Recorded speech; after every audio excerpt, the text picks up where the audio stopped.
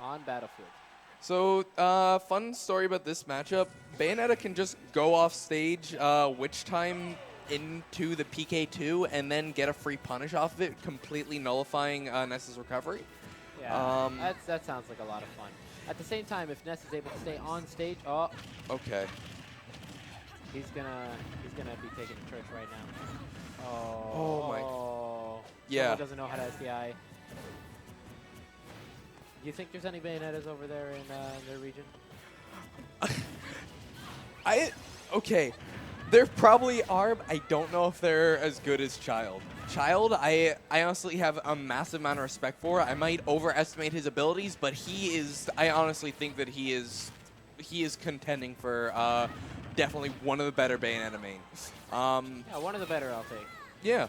Okay, so Ness off stage right here, showing that, oh lord, almost killed with that up air, but not quite.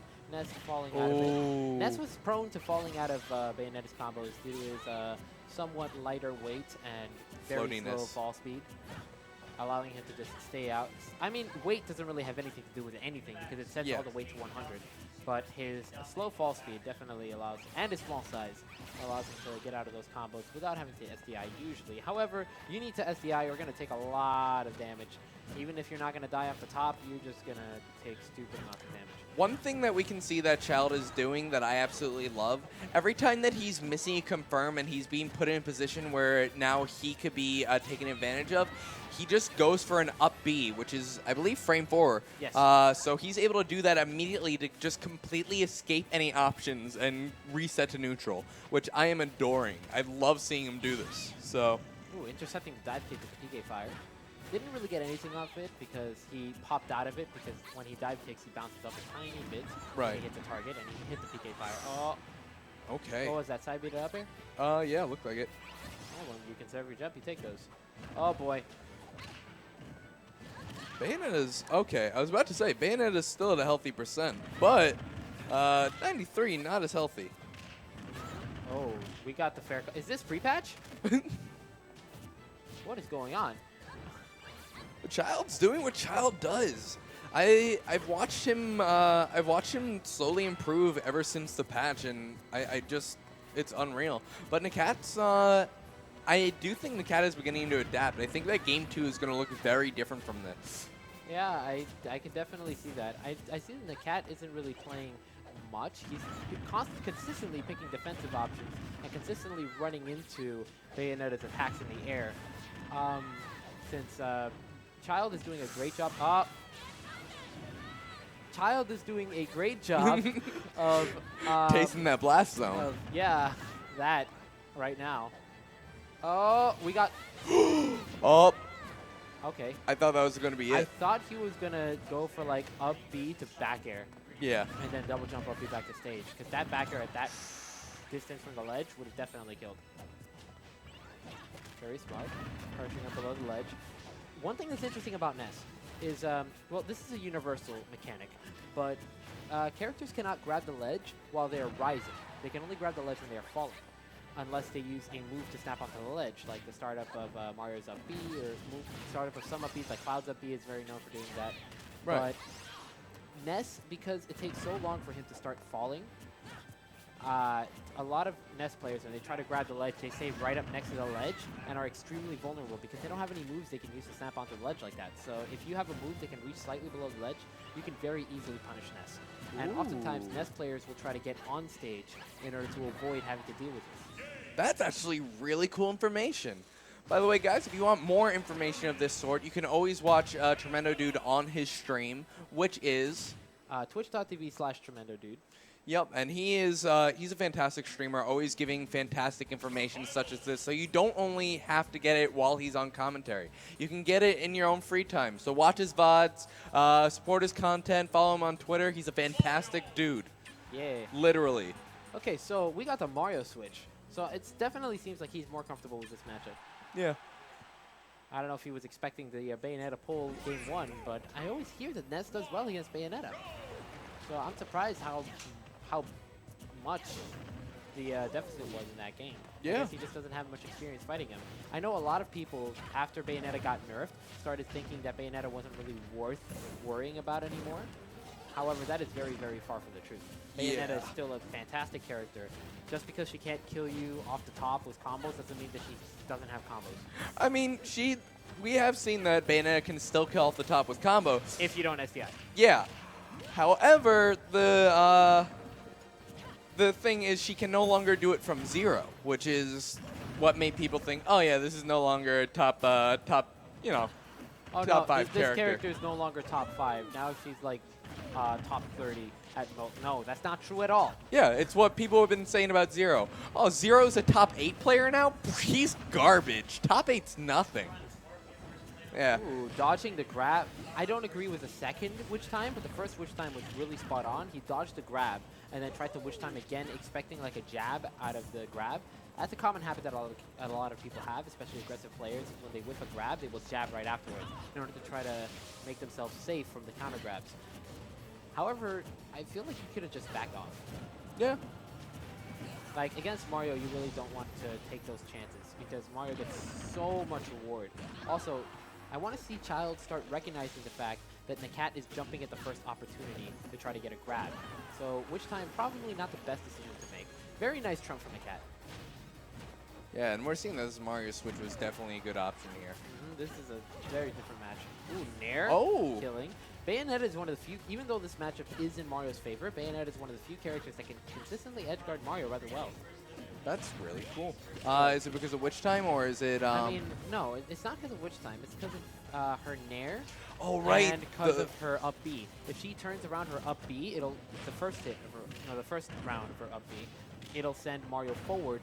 If she faces away from the stage, it'll send Mario towards the blast zone. And if Mario's already used his double jump, he's dead.